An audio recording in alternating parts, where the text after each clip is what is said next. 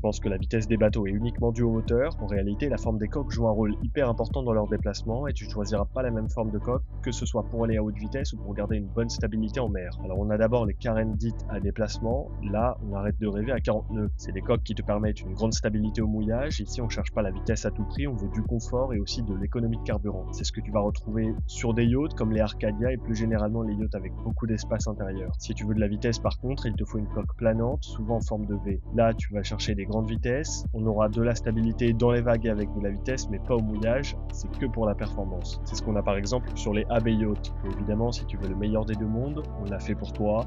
C'est les coques à semi-déplacement, le compromis entre les deux, qui te permettent d'atteindre des vitesses plus élevées que les coques à déplacement, sans pour autant compromettre la stabilité. Ça, c'est pour les monocoques. Mais tu connais aussi les catamarans et trimarans, avec 2 ou 3 coques. Là, tu as le meilleur en termes de stabilité, et selon la motorisation, tu peux gagner un peu en vitesse. Par contre, si tu veux tricher, tu mets des foils sous la coque, qui vont faire sortir la coque de l'eau, et te permettre d'atteindre des vitesses folles. Bon, dis-moi en commentaire, tu préfères la vitesse folle ou le calme tranquille au mouillage. Et abonne-toi pour rien manquer de la suite.